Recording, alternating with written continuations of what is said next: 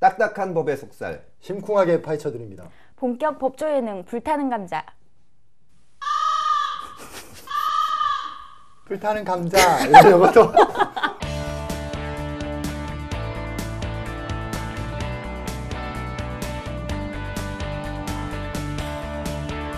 한 주간 잘 지내셨습니까? 예, 2회가 되니까 확실히 다르네요. 정 기자가 불타는 감자 하면서 별로 웃지도 않고.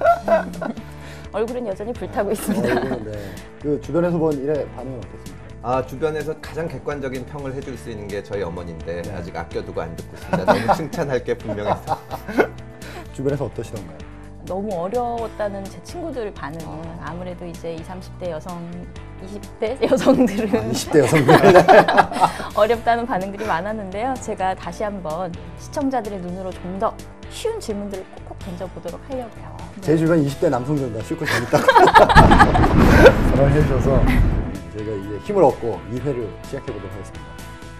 그리고 2회 시작하기 앞서서 첫 회에 제가 그 오보를 말씀드린 게 있습니다. 그 네이버 뉴스와 다음 뉴스가 김영란법 대상이다 제가 이렇게 말씀드렸는데 인터넷 뉴스 사업자가 아니라 인터넷 뉴스 서비스 사업자라서 그 김영란법 대상은 아닌 것으로 정정 말씀드리겠습니다.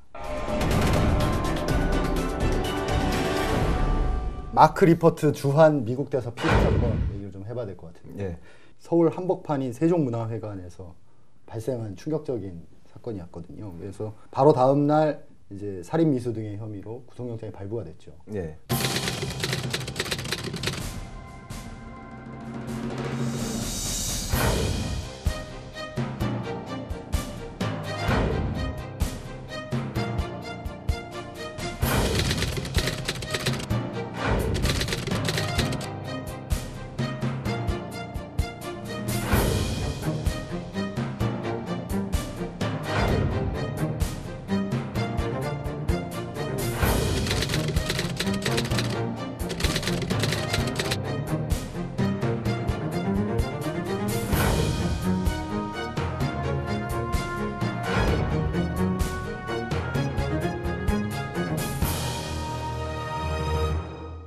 그 사건 뭐 좀 어떻게 보셨습니까? 정말 엄청난 충격이었죠. 엄청난 충격. 그 피 범벅이 된 사진들이 그렇죠.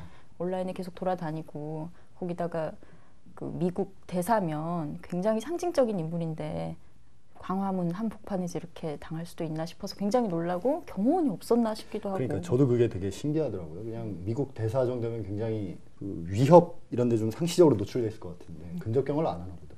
근데 경호를 붙인다는 게 굉장히 그러니까 뭐 미국만 있는 것도 아니고 외교 사절이라는 것은 각 나라를 대표하는 건데 물론 뭐 좀 이 우리나라와의 관계가 다를 수도 있지만 특별히 어떤 나라만 하기도 어려울 거고 그런 점이 있을 것 같습니다. 아무래도 미국 대사를 해주게 되면은 다른 대사들도 그러니까 그거는 당연히 의전이 굉장히 외교에선 중요시 되니까요. 그리고 또 막상 경호를 받아봤던 사람들의 얘기를 들어보면 자유로운 활동이 제가 그랬다는 게 아니고 깜짝 놀랐어요. 얘기를 들어보면 네. 누구 얘기 들어보셨나요? 저 사탄의 시라는 네. 살만 루슈디의 자서전을 읽었는데 네. 이 사람 9년간을 경호를 받고 살았거든요. 근데 대단히 힘들었다 그런 얘기를 하더라고요. 근데 주미대사 입장에서 다니는 데마다 이제 경호원들이 싸고 다니면 그게 미국의 이미지로 굳어질 수도 있을 테니까 그렇겠네요. 예, 그런 점도 있을 겁니다. 별로 원하지 않을 수도 있겠네요. 구속영장이 발부가 됐는데 살인미수 혐의가 적용됐더라고요. 근데 이 사건이 그 2006년인가? 박근혜 당시 한나라당 대표인가요? 그 신촌 한거리에서 커터칼로 예, 그 사건이 있었죠. 당했었잖아요. 굉장히 유사한데 제 기억에 그때는 살인미수 혐의 무죄가 났던 걸로. 예, 그때도 살인미수죄로 기소를 했는데 무죄가 나서 이제 상해죄로 징역 10년이 선고됐죠. 이번 사건하고 조금 큰 줄기는 비슷하지만 이 범행에 사용된 도구나 상처의 깊이나 뭐 이런 게 조금씩 다르잖아요. 여러 가지로 비슷하죠. 결과는 이제 뭐 생명의 지장을 줄 정도는 아니었는데 살인미수하고 상해가 왜 다른지 아세요? 글쎄 잘 모르겠는데 살인미수는 아무래도 의도를 판단하는 거겠죠? 맞나? 정말 많이 공부하고 오신 거 아니에요? 아니 저 잘 모르는데 그냥 그렇죠. 그러니까 결국은 똑같은 결과를 얻는다고 해도 이제 그 어떤 의도를 가지고 있었냐. 예를 들어서 이 거리에서 뭐 총을 쏜다거나 하면 설사 빗나갔더라도 맞으면 죽지 않습니까? 그렇죠. 그러면 살인 미수가 되는 거고 뭘로 한 대 때렸다거나 했는데 상처는 훨씬 중하게 났어도 죽일 의도가 없었다고 보면 살인의 고의가 없었다고 보면 단순히 상해죄가 되는 거고 그겁니다. 근데 이제 어떤 고의가 있었는지 어떤 의도가 있었는지는 모르지 않습니까? 그렇죠. 이 머릿속을 들여다볼 수가 없으니까. 그래서 외부적으로 나타난 행동을 보고 판단하게 돼 있습니다. 네. 예를 들어서 야구방망이를 가지고 머리를 때렸다. 네. 그러면 죽을 수도 있다는 걸 누구나 예상할 수 있잖아요. 그런가요? 한번 해볼까요? 그럴 때는 이제 뭐 칼을 가지고 가슴 부위를 찔렀다거나 목을 찔렀다거나 하는 경우에는 살인의 의도가 있다고 봅니다. 아. 예, 그래서 살인 미수가 되는 것이고 조그만 칼을 가지고 팔을 찔렀는데 그게 감염이 돼가지고 나중에 어떻게 하다가 사망했다. 네. 그렇다고 해도 팔 찌르는 거 가지고 살인의 의도가 있다고 보긴 좀 어렵지 않습니까? 그렇죠. 그럴 때는 상해치사가 되는 거죠. 고의는 없는 거니까. 근데 이 경우에 지금 칼로 얼굴을 찔렀는데 검찰에서는 살인의 의도가 있었다고 보는 겁니다. 칼이 뭐 크거나 작거나 찌른 부분이 뭐 상체거나 하체거나 이런 게 중요한 건가요, 그러면? 굉장히 큰 칼, 식칼을 가지고 목을 찌른다거나 가슴을 찌르면 이게 누구나 봐도 그렇죠. 죽을 수 있다는 걸 아니까요. 그렇죠. 근데 조그만 칼을 가지고 다리나 팔 이런 데를 찌른 거는 살해 의도까지는 없었다고 볼 수 있는 거고 그렇습니다. 어쨌든 일단 영장 단계에서는 살인미수 혐의 적용을 했고 법원도 그 혐의로 영장을 발부해서 예. 지금 현재 살인미수 혐의가 적용돼 있고요. 저 이번에 새로 한 사실인데 그 외국 사절에 대한 폭행을 따로 처벌하고 있더라고요. 오, 처음 들었어요. 처음 들었죠. 그럼 가중처벌 되는 건가요? 형량이 더 센 것 같더라고요. 그러니까 이제 일반적인 그러니까 폭행보다는 셉니다. 그렇죠. 왜냐면 외교 관계에도 영향을 미치는 거기 때문에 국가와 관련되는 것이고, 그러니까 이거는 지금 굉장히 큰 상해를 입혔지만 그렇지 않고 폭행이나 협박만 하더라도 일반인보다 더 강하게 보호되는 거죠. 이거는 외교 사절이라는 것은 그 개인도 있지만 외국을 대표하는 것이니까요. 그렇죠. 예, 지금 그래서 그것도 적용이 돼 있습니다. 그 예전에 이 죄목이 적용된 사례 한번 찾아봤더니 2001년에 한 번 있었어요. 미국 국무부 장관이 한국에 왔었는데 한 시민단체에서 미국의 미사일 방어 전략에 반대하면서 계란을 던져가지고 예. 차에다가요? 계란 4개를 던져서 2개가 그 앞 유리창하고 그 본네트에 맞았거든요. 그걸 이제 폭행죄로 기소를 해서 대법원 확정 판결이 났습니다. 예. 차도 폭행할 수 있나요? 사람을 때려야 폭행 아닌가요? 그렇죠. 폭행의 개념이 굉장히 다양합니다. 외국 사절에 대한 폭행은 폭행의 개념을 굉장히 넓게 본 거죠. 그러니까 꼭 몸에 닿지 않아도 폭행이 되는 건데 이제 경우에 따라서는 차 안에 앉아 있을 때 거기다 계란을 던지면은 절대 몸에 닿을 리는 없잖아요. 그렇죠. 그럼 이게 폭행이냐 하는 논란이 있을 수는 있는데 제 생각에는 이게 그 법원에서도 외국과의 관계는 신경을 쓴 것 같습니다. 예를 들어서 차에다가 계란을 던졌는데 그게 무슨 폭행이냐? 그럼 외국에서 보기에는 네가 한번 맞아봐야 상당히 안 좋은 영향을 미칠 수가 있기 때문에 차 안에 앉아 있었어도 굉장히 위협감 느꼈을 것 같아요. 그럼요. 그래서 예, 예. 막 이렇게 둘러싸고 계란을 던지고 이러면 요거 던진 사람 복역했나요? 집행유예 나왔던 걸로 제가 기억을 하고 있는데 정확하지는 않습니다. 그런 것 같고. 근데 이게 일반적인 경우라고 해도 폭행죄 나올까요? 차 안에 앉아 있는데? 서 있는 차에 멀리서 누가 봐도 큰 피해를 안 끼치게 던졌을 수도 있고 아니면 뭐 정말 수십 명이 둘러싸가지고 위협을 느끼게 할 수도 상황에 있고 따라 좀 구체적인 다르겠네요. 상황에 따라서 다를 수 있을 겁니다. 이 외국 사절에 대한 이런 그 폭행 이런 것 중에 가장 세계적으로 유명한 게 왜 이라크 기자가 조지 부시 대통령 향해서 신발을 던졌던 예. 사건이 있었죠. 신발 광고와 그렇죠. 비슷하게 보였을 정도로 적나라하게. 그렇죠. 그게 2008년 12월에 있었던 일인데 예. 그 기자도 제가 찾아보니까 징역 3년 외국 원수 공격죄 3년형을 받았는데 뭐 모범수라고 해서 9개월 만에 나왔던 것으로. 예. 근데 뭐 거의 국민적 영웅이 돼가지고 이분은 뭐 더잘 아랍권에서는 막 영웅 대접을 받았더라고요. 상징적인 의미가 있다고 저도 들었는데 신발을 던지는 게 굉장히 경멸의 표시다. 아랍권에서는 얘기가 나온 김에 좀 더 공안적 시각으로 보기 시작하면 지금 뭐 경찰 검찰에서는 100명 이상의 수사팀을 그렇죠. 동원해서 뭐 한다고 하는데 형법전을 저도 그래서 심심해서 찾아보다 보니까 외국에 대한 사전이라는 죄가 있어요. 사전. 여기서 사전이 딕셔너리가 아니고 개인적인 전쟁, 프라이빗 워. 프라이빗 워. 프라이빗 워. 그러니까 말하자면 이게 최근에 언제 문제됐냐면 그 IS에 갔다는 중학생. 김군이요? 예, 김군에 대해서 외교부 관계자가 이 죄를 적용할 수도 있다. 이것은 외국에 대해서 개인적으로 전쟁을 하는 겁니다. 말하자면 개인적으로 어떻게 몇 사람 생각하세요? 모아가지고 전쟁을 할 수도 있는 거고 네. 아니면 뭐 IS 같은 단체에 가담을 해서 할 수도 있는 거고 외교 사절이라는 거는 그 나라를 대표하는 거 아닙니까? 그렇죠. 이게 여러 사람 모여서 공격하면 어떻게 보면 전쟁 행위라고 볼 수도 있거든요. 공안적 시각으로 보면 굉장히 무리한 법률 세우신 거 아닌가요? 뭐 하여튼 근데 어쨌거나 지금 이거는 굉장히 엄중한 범죄고 무겁게 봐야 되는 것은 맞는데 이것을 뭐 100명씩 동원해 가지고 수사하는 것을 보고 있으면 뭐 나가다 보면 끝도 없지 않을까. 그렇죠. 공안적 시각으로 저희가 봐야 되는데 그러면 외국에 대한 사전도 가능하지 않나. 이게 세계 제1차 대전이 일어난 것도 그렇죠. 오스트리아의 황태자가 세르비아에 갔을 때 암살당해서 이 세계 전쟁이 일어난 거 지금 아닙니까? 수사 가이드라인 주시는 건가요? 그러니까 이게 제가 라틴어를 좀 하면 네. 이 코서스 벨라이라고 아, 뭐죠, 그게? 이게 전쟁의 근거가 될 수 있는 거거든요. 아. 그러니까 전쟁을 일으킬 수 있는 건 두 가지가 있습니다. 하나는 유엔에서 이 결의가 있었을 때 네네. 공격할 또 하나는 자기 나라를 방어하기 위해서. 아. 그러니까 우리나라 대사를 공격했으니까 이건 미국에 대한 공격이다. 네. 그리고 대한민국을 전쟁을 할 수도 있는 거니까. 설마 굉장히 그렇게까지? 지금 공안적 시각을 너무 많이 나가셔서 예. 처음부터 그 테러, 습격, 피습 뭐 이렇게 신문들마다 쓰는 용어가 조금씩 다르고 또 미국에서는 지금 바이올런스라는 단어를 쓰고 있고 공식적으로. 그럼 다 맞는 말 아닌가요? 근데 이게 조금씩 다른 것 같아요. 그러니까 테러라는 용어를 우리나라 지금 법률 체계에서는 없는 말이죠. 무슨 형사처벌을 전제로 현재까지 법에는 없습니다. 그렇죠. 예. 그러니까 테러라는 용어를 쓴다고 해서 법률적으로 무슨 형사처벌을 할 때 무슨 수위가 달라진다거나 그런 건 아니잖아요. 그런 것은 아닙니다. 그러니까 이게 예. 정치적인 예. 의미가 있는 건데 예. 뭐가 더 센 것 같으세요? 테러, 피습, 습격. 테러라 그러면 아무래도 느낌이 좀 폭탄 던지는 폭탄 테러, 자살 폭탄 테러 이런 네. 얘기를 많이 듣다 보니까 좀 조직적이고 이런 느낌이 좀 들죠. 그렇죠. 그리고 좀 다수를 상대로 뭔가 하는 것 같고.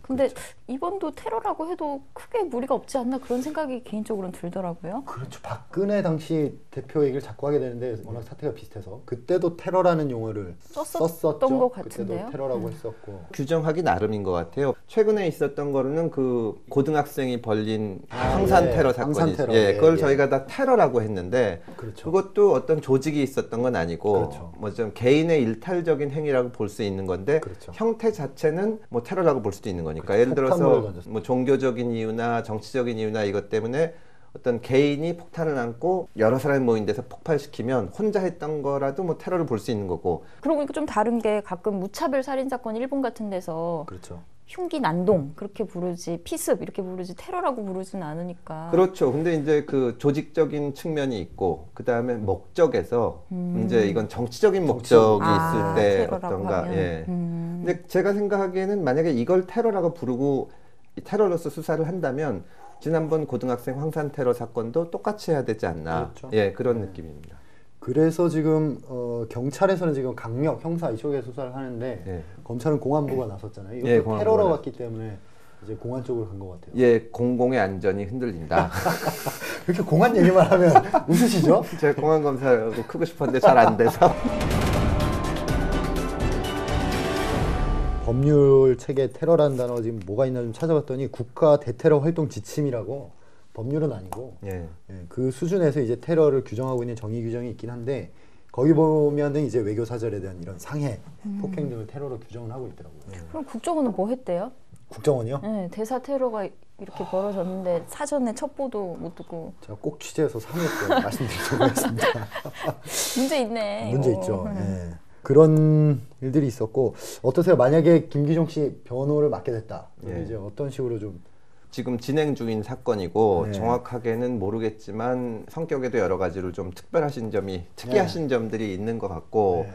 지금까지 지나온 것도 그렇고 그런 점을 정상 참작 사유로 주장할 텐데 어차피 이거는 뭐 여러 사람이 보는 앞에서 그렇죠. 일어난 범죄니까 이런 범죄가 저질러졌을 때 이 형량에 영향을 끼치는 것 중에 중요한 것이 하나가 얼마나 치밀하게 계획했나. 계획했느냐. 예, 그런 거거든요. 근데 이제 그렇게 치밀하게 계획한 것은 아니다. 네네. 물론 고의로 거기 칼을 들고 들어간 것은 맞지만 네. 몇 개월간 추적하다가 여기 이른 것은 아니고 그런 것들을 할 것 같은데 어쨌거나 이거는 굉장히 중형이 선고될 것 같긴 합니다. 그렇죠. 중형을 피하기 어려울 것 같은데 네.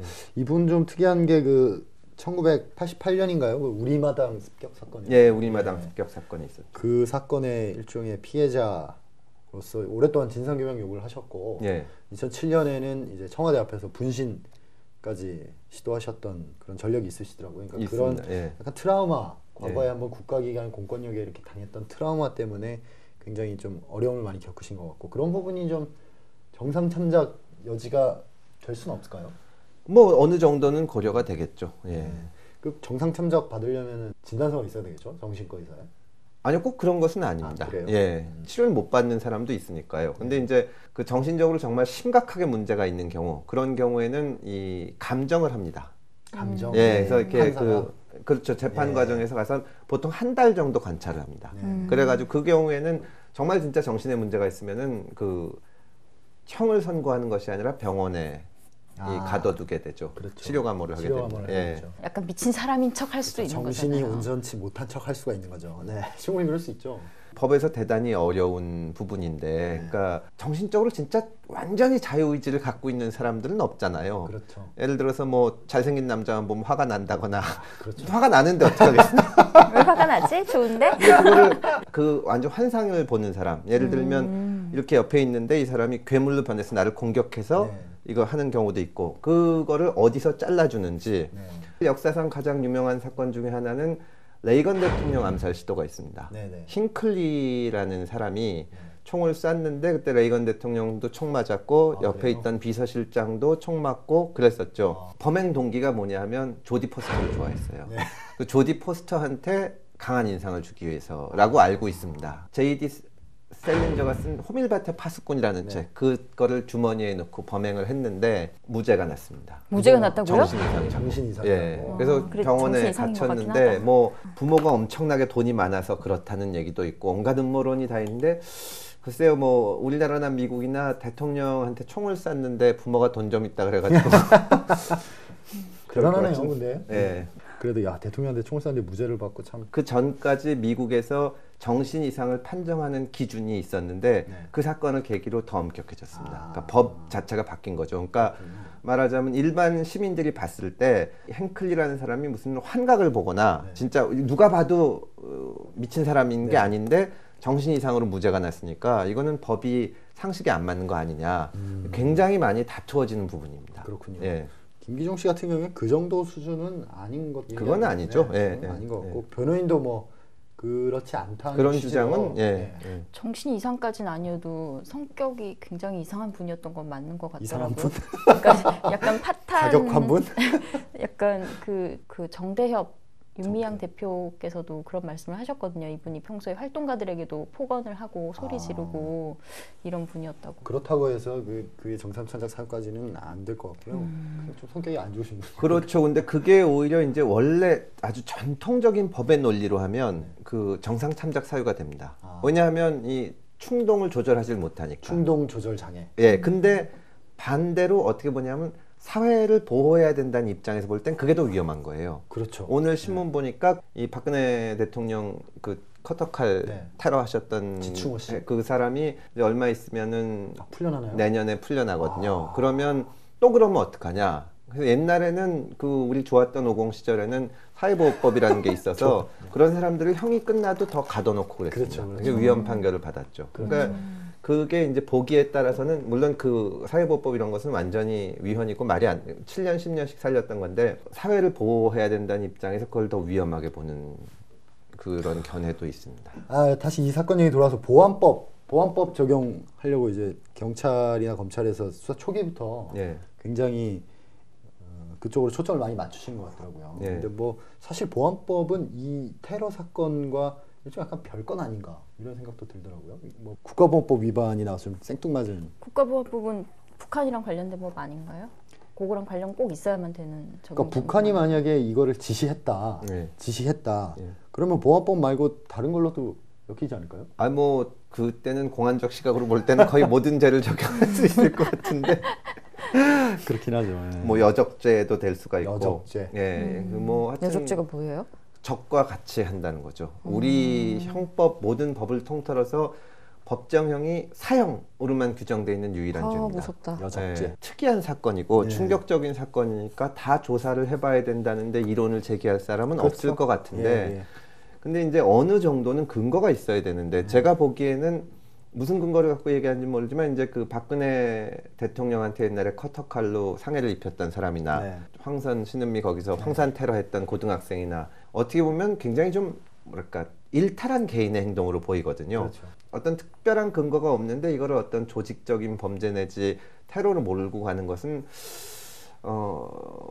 이 적절한 정확한 진단은 아닌 것 같다는 네. 생각입니다. 너무 이렇게 대규모 수사팀을 꾸리고 이러면 자체 논리가 사람이 있으니까 일을 해야 될 거 아닙니까? 네, 무리하게 될 수 그렇죠? 있죠. 네. 그러면 뭐 어쨌든 뭐라도 해야 되니까 뭐 너는 이거를 뒤 찾아보고 넌 이걸 하고 이렇게 하다 보면 결국에 개인에 대해서 좀 너무 과한 먼지털이식 수사가 이루어지고 예. 그런 우려를 많이 하고 있습니다. 그리고 어떻게 보면 지금 이 사람이 저도 개인적으로 한 번도 만난 적이 없고 모르지만 어떤 관심을 끌려고 한 거 아닙니까? 네, 네, 그래서 그렇죠. 본인이 테러했다고 주장을 한 건데 이게 잘못하면은 모방 범죄를 만들 수도 있죠. 이런 행위를 하면은 정말 다 대서특필해주고 수사팀도 만들어지고 이렇게 되면 그래서 그런 면에서 신중해야 되지 않나 싶습니다. 네. 그리고 꼭 하나 짚고 넘어가야 되는 게 이번에 굉장히 많은 국민들이 미국 대사의 그 쾌유를 기원하면서 다양한 퍼포먼스를 벌이셨어요. 보셨습니까? 우리 민족이 흥이 많은 민족이다 보니까 아무래도 이렇게 굉장히 웃으면 안 되는데. 창의적인 네. 창의적인 사진들을 많이 봐서 그렇죠. 저는 처음에는 합성 사진인 줄 알았습니다. 아, 약간 짤방 같은? 왜냐면 너무 표정이 약간 좀 독특하셔서 아, 그렇구나. 근데 그럴 수는 있을 것 같아요. 그러니까 어떻게든 그 마음을 전달하고 싶었던 거 아니에요. 거기에 더해서 주목받고 싶은 마음이 있지 않았을까요? 그럴 수도 집에서 있고 기원할 이제 수 있잖아요. 마음을 전달하고 싶어도 적절한 행위가 있는 거죠. 이건 개고기는 좀 약간 개고기? 그렇긴 하죠. 그건 문화적 차이라고 봐야 되는데 또 그 석고대죄 뭐 하고 하는 것도 어떻게 보면은 대단히 역사의식이 잘못된 거 아닐까. 그렇게 석고대사님 왕한테 하는 거 아니에요? 잘못하면 마누라한테도 해야죠. 진짜 좋은 사상이다. 빠른 쾌유를 기원하면서 저희가 다음 주제로 넘어가도록 하겠습니다. 다음 주제는 저희가 그 인천공항에서 영화 터미널 보셨나요?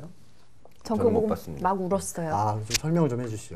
설명하려고 그러면 되지 짧게. 못하겠는데? 그게 왜냐하면 터미널과 유사한 상황이 지금 인천공항에서 났다 이렇게 이제 기사가 나면서 굉장히 화제가 된 일이 있었거든요. 그게 톰 행크스가 주연인데 네.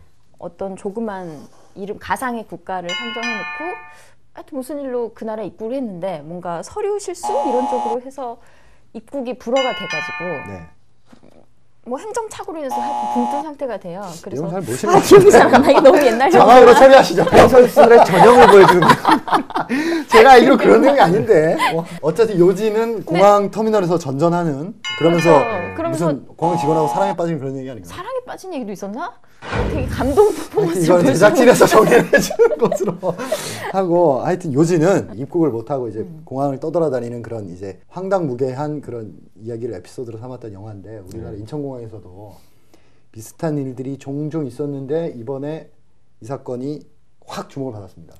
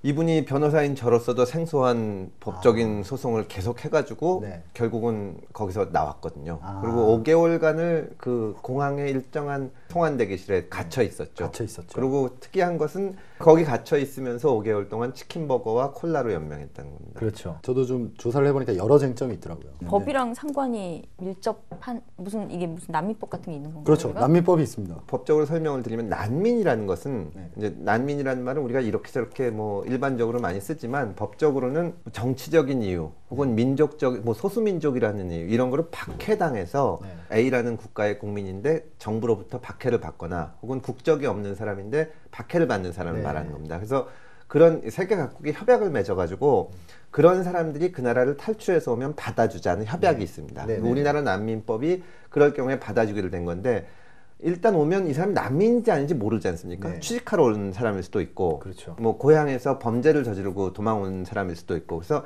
난민인지 결정하는 심사 절차가 있습니다. 그러니까 난민으로 결정됐을 때는 물론이고 이 심사 절차 중간에도 강제 추방을 못하게 돼 있습니다. 그렇죠. 우리나라 법에도 그게 있는데 문제는 이 사람이 이제 그 인천공항에 딱 들어와가지고 출입국 관리소에서 이렇게 얘기를 해보니까 이분 말이 믿음이 안 가는 거예요. 그렇죠. 예, 뭐 다른 이유가 있었던 것 같기도 하고 뭐 이래가지고 그 난민 심사에도 안 붙이겠다. 그렇죠. 그렇게 된 겁니다. 그러니까 그렇죠. 일단 심사에만 붙이면 그때부터는 여기 있게 되는데 그러니까 나가라. 태우고 온 비행기 항공사에다가 그 내보내라고 지시를 할 수가 있게 돼 있습니다. 송환 지시. 예, 지시까지 했는데 이 사람은 안 나간 거죠. 그렇죠. 그러면서 내가 여기 갇혀 있으니까 풀어달라고 소송을 낸 겁니다. 출입국 관리소에서는 뭐라고 얘기했냐면 우리가 가둬둔 게 아니다. 이 사람은 비행기만 타면 자기 나라 갈 수 있는데 뭐가 갇혀 있는 거냐 이렇게 된 겁니다. 근데 감금이라는 것이 이렇게 현실적으로 잡고 못 나가게 하는 것도 감금이지만 어디 놔두고 옷을 다 가져간다. 그 빨가벗고 못 나가게 한다. 현실적으로 그런 것도 다 감금이 될 수 있습니다. 그렇구나. 선녀와 나무꾼이네. 헌녀나무꾼이 감금입니다. 약취 유인 납치 아닌가요? 납치? 뭐 그 중에 이제 감금도 들어가 있는 거죠. 예. 참 아름다운 동화 이야기를 이렇게 법적으로 피치갑을 하면서 저희가 이분이 낸 소송이 3개인데요. 이 3개가 다 이 난민 사상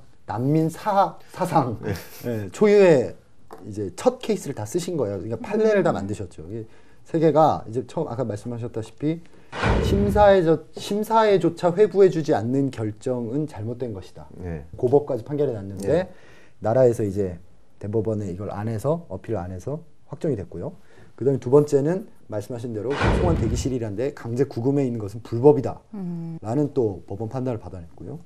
안에 구금돼 있으면서 변호인 접견을 못하게 한 것에 대해서 헌재로부터 가처분 인용 결정을 받아서 변호인 접견도 하게 해줘라. 정말 획기적인 판결들을 잇따라 혼자 물론 뭐 여러 도움 주는 단체들이 있었지만 다 받아내셨어요. 근데 이제 정작 본인은 이제 난민 심사에 회부하게 해달라는 요청이 이제 받아들여진 거기 때문에 이제 난민 심사가 이제 막 시작됐죠. 그렇죠. 그럼 심사해서 그러면 역시 넌 난민이 아니다 그러면 다시 돌아가야 되는 건가요? 그렇죠. 근데 그때도 비행기 안 탄다 그러면 어떻게 해요? 강제로 태워 보낼 수? 강제 추방하는 거죠.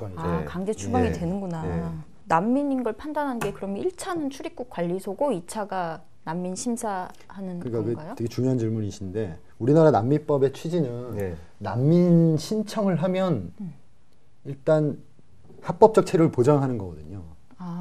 결과가 나올 때까지. 결과가 나올 때까지. 그게 난민법의 원칙인데 공항으로 들어오면서 나 난민 신청할래요라고 하면 그 심사에 붙일지 여부를 또 판단하게 돼 있어요. 출입국 관리소가. 관리소가. 그건 어디 소속이에요? 공항 법무부 소속입니다. 그 법무부 소속이구나. 근데 거기서 이제 좀 굉장히 깐깐하게 보고 있는 거죠. 왜냐하면 출입국 관리소라는 데가 기본적으로 좀 의심스러운 사람은 돌려보내는 이런 시스템으로 좀 그렇죠. 출입국 됐잖아요. 어느 나라나 출입국 관리는 굉장히 엄격하고 불친절합니다. 맞아요. 진짜 불친절하죠. 국경을 관리하는 일이니까. 제가 이번에 이거 보면서 좀 느낀 것은 저는 이 기사를 이제 보고 이 사람이 5개월 동안 머물렀던 데가 잘 누울 수 있는 데가 없어요. 의자에 그래요? 있고 음식은 좋습니다. 치킨 버거하고 콜라를 줬는데 대기실이라고 그래서 저는 약간 그냥 긴 의자 정도가 있는 것 같더라고요. 공항 대기실 같은 건데 그 안에 화장실에서 샤워는 할 수 있었대요. 근데 이제 거기 있었는데 그래서 거기서 5개월 살았으면 너무 힘들었겠다는 생각이 들어서 이제 페이스북에다가 그 기사를 올렸는데 거기 댓글 다신 분 중에 우리나라도 먹고 살기 힘든데 왜 오냐. 이게 상당히 그런 시각들이 있습니다. 그렇죠. 이게 참 안타깝죠. 워낙 다들 힘드셔서. 그렇죠. 고간에서 임신한다. 근데 우리가 지금은 좀 먹고 살게 됐지만 예전에는 정말 어려워가지고 불법 미입국하고 이런 사례들도 굉장히 많거든요. 그때 생각하면 그건 좀 잘못된 거 아닌가. 이번에 판결들 보면은 되게 법이라는 것이 현실을 따라가게 되는데 굉장히 좀 진보적인 판결들이 많이 나왔거든요. 이게 보면은 처음에 이제 출입국관리소 쪽에서는 신체의 자유는 헌법상 모든 국민은 신체의 네. 자유를 누린다고 돼 있으니까 국민인데 이 사람은 국민이 아니지 않냐. 네. 근데 그게 법원에서 이거는 인간에게 다 인정되는 권리지. 보편적 예, 권리다. 보편적 그런 식으로 다 판결을 했죠. 치킨버거만 주는 것도 인권 침해인가요? 그 부분이 저도 너무 궁금했어요. 왜 치킨버거만 줬느냐.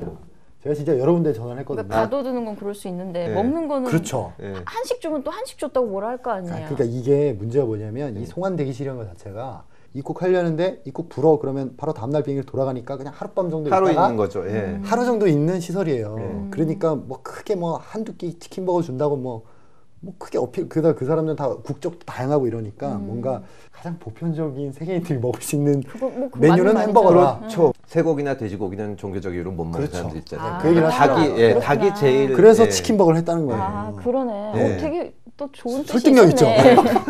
나쁜 게 아직 나는 근데 문제는 이런 분들처럼 이제 그 난민 그 절차를 불복해서 다투는 분들도 그냥 여기에 이제 지내시게 하다 보니까 이분들 같은 경우는 고역이죠. 고역이죠. 하루 삼시세끼를 치킨버거만 주고 오늘 물어보니까 이제 소고기 와퍼도 선택하셨다고 원하면 다른 것도 사다 준다. 근데 보통 이분들이 경제적으로 그렇게 여유가 없으시다 보니까 아 그걸 자기가 돈 내고 사야 됩니까? 그러니까 치킨버거하고 소고기 와퍼는 여기 운영하는 주체가 항공사들의 연합체인 그 인천공항 그 무슨 협의회 같은 데가 있어요. 항공사들의 연합체 운영협의회 네. 인천공항 항공사 운영협의회 걔네 비용으로 하는 거예요. 아 그럼 이제 5개월 동안의 햄버거 값은 걔네가 거기서 되는 거죠. 처리가 네, 되는 거구나. 항공사들이 이렇게 해가지고 객출해서 되는 거고.